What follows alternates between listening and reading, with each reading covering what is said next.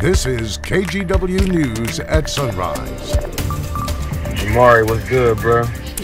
A Portland teen recovering in the hospital after getting hit in the head with a tire iron just got a really special message from none other than Damian Lillard. Hear what he had to say to Dame about the trade, coming up in just a few minutes. Well, yesterday we had the hottest day of the year here in Portland, but this story is about the hottest average global temperature ever. We're going to talk more about this. We're going to hear from a local climatologist who says us humans are driving the change. Please don't walk away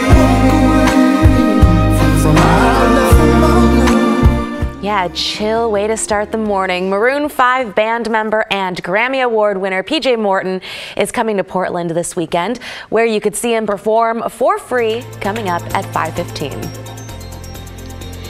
All right, it is a I had to think about it. It is a Thursday morning. You know, the holiday week always throws you off. With you. It is a Thursday morning here on the Sunrise Show. Chris is going to give us that first traffic update of the morning here in a moment. But Rod, we just mentioned it. Hottest day of the year yesterday in Portland. Here's the deal. When it was 97, 98 yesterday, we actually hit 98, which was record.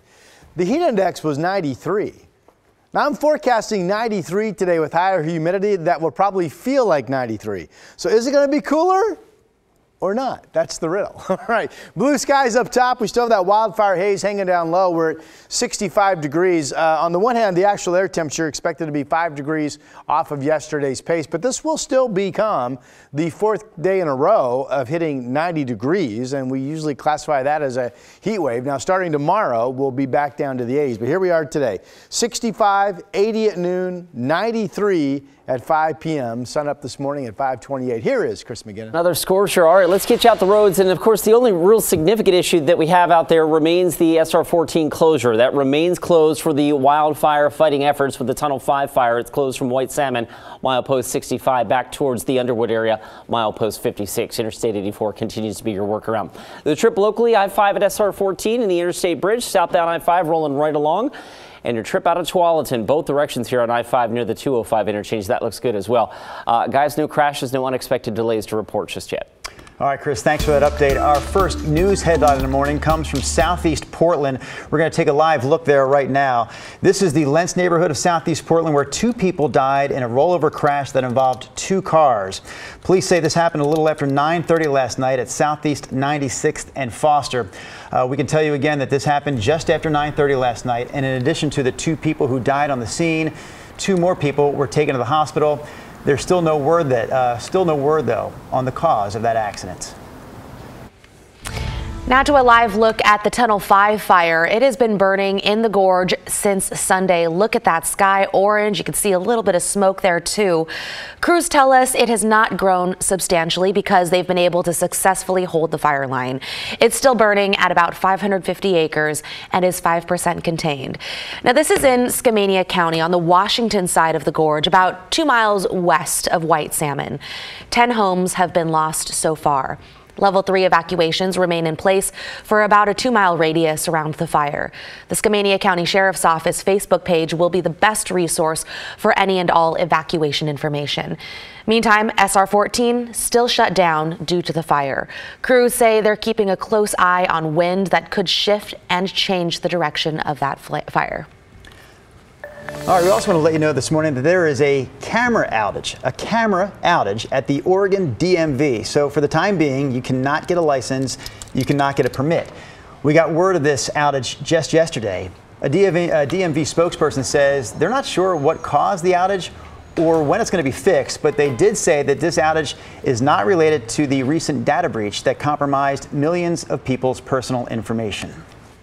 And in Milwaukee, a man is accused of trying to grab a child on the 4th of July. 29-year-old Michael Carrillo is charged with attempted kidnapping and assault. Police say he grabbed a 3-year-old at Milwaukee Bay Park during a fireworks show on Tuesday. The boy's father was able to pull the child away. Police found Carrillo nearby and say he punched an officer when they tried to arrest him. He's now in the Clackamas County Jail. This morning, we're learning more about a suspected serial vandal in Gresham who we confirmed was released from custody 4 times in the last 10 days. In the latest incident, police say 25-year-old Garrett Fine broke the windows in the 200 block of East Powell. This was early Tuesday. That came after Fine was arrested and released on his own recognizance the very same morning for breaking windows of at least 10 businesses.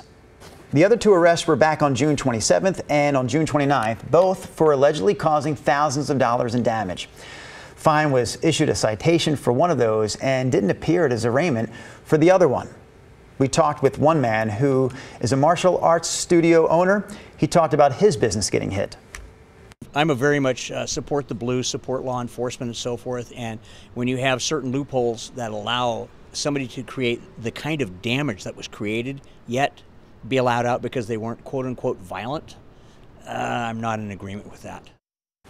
We did reach out to the district attorney's office for clarification on why Fine has been let out so many times, but we haven't heard back yet. A very unfortunate situation. Want to send some prayers your way, send some light your way, and some strength. Familiar and famous face sent a local 13-year-old a special get well message after he was hit in the head with a tire iron. A warning, some of the details are disturbing. Police say Jamari Woodard was riding in a car near Southeast Foster Road and 122nd Avenue about 2 weeks ago on June 24th. That's when witnesses say someone threw a tire iron into the car. It had to be surgically removed from his skull, and he's been recovering in the hospital ever since. Jamari and his family still aren't sure if what happened was an accident or on purpose. But Jamari recently got a boost from Blazers star Damian Lillard. Jamari, what's good, bro? Heard the news. I just wanted to take a second to send you some love, send you well wishes, bro. Don't trade teams. Don't trade teams. Amen. I love that. Okay, so good to see Jamari was well enough to at least deliver his own message to Dame. Now, investigators are still looking into the case and trying to track down witnesses. Well, yesterday was not only the hottest day of the year so far in Portland, we also recorded the hottest temperature ever for July 5th at the Portland airport. And as it turns out, yesterday was also the hottest average global temperature ever recorded at 62.9 degrees. So 63 degrees may not seem especially warm, but keep in mind when we're talking about global temperature, the North Pole does factor in. So not everywhere is hot right now. And experts are saying that this record is not one worth celebrating. Emissions of heat-trapping gases from human activity are making Earth hotter. There are these natural climate oscillations regardless, but the overall trend toward hotter temperatures worldwide is largely a function of human activity.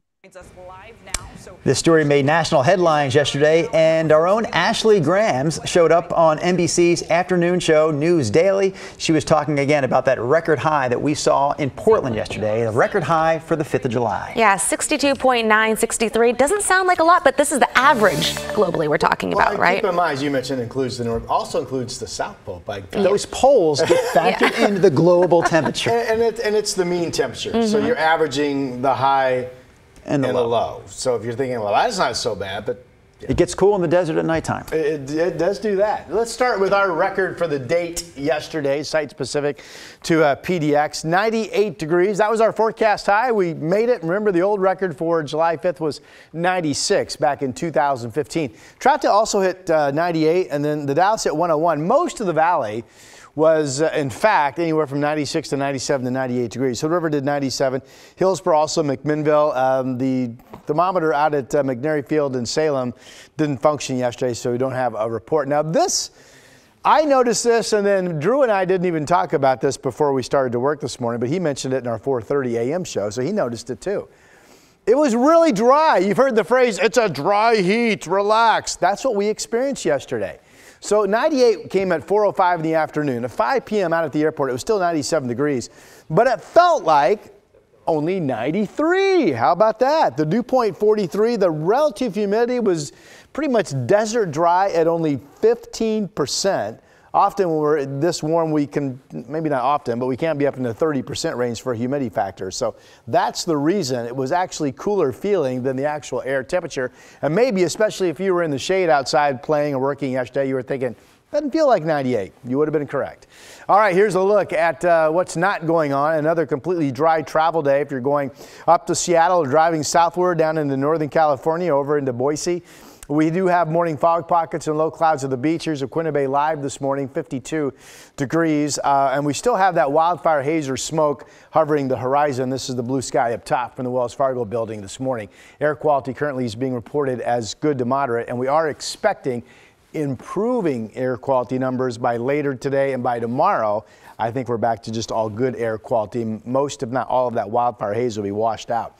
All right, 56 now. Story. The reason for the improving conditions, an improving or increasing west flow aloft, by the way.